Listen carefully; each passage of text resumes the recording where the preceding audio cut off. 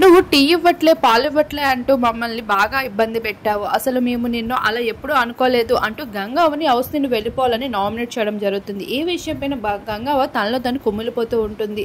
ఇక ఎంతో డల్గా ఉండడం చూసి నిఖిల్ అయితే గంగవ్వని ముద్దులాడుతూ కనిపిస్తాడు. అలానే గంగవ్వ దగ్గరికి వచ్చి మందులు వేసుకున్నావా లేదా అంటూ అవినాష్ అడుగుతాడు. వేసుకున్నారా అంటే మరి తిన్నావా అంటే ఏదో తిన్నా అలా అని చెప్తుంది.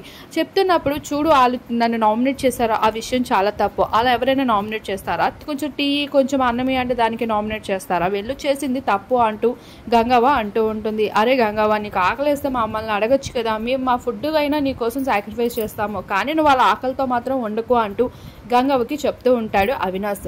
ఇక అంతలోనే హరితేజ కూడా వస్తుంది. అరే గంగవ్వ, నీకోసమే కదా పొద్దున్నే లేచి ఆ వంటలన్నీ చాలా స్పీడ్గా చేస్తున్నాను, మందులు వేసుకున్న మనిషివనే కదా, నువ్వు టైంకి అన్ని తినాలి, నీకేమైనా కావాలంటే మమ్మల్ని అడుగు, హౌస్ మొత్తం నీ గురించి ఎప్పుడు అన్నిటికీ అవైలబుల్గా ఉంటారు, నువ్వు తప్పుగా అర్థం చేసుకోమాక, వాళ్ళు చేసిన నామినేషన్ రీజన్ కూడా నీకు అర్థమైందా, నీకు అన్ని ఇస్తున్నప్పటికీ నువ్వు అలా అర్థం చేసుకోవట్లేదని వాళ్ళు నామినేట్ అంటూ హరితేజ అయితే గంగవ్వకి చాలా అర్థమయ్యేటట్లు చక్కగా చెప్పింది. మరి ఈ విషయం గంగవ్వకి అర్థమైందా లేదా అనేది రాబోయే ఎపిసోడ్స్ లో చూడాలి.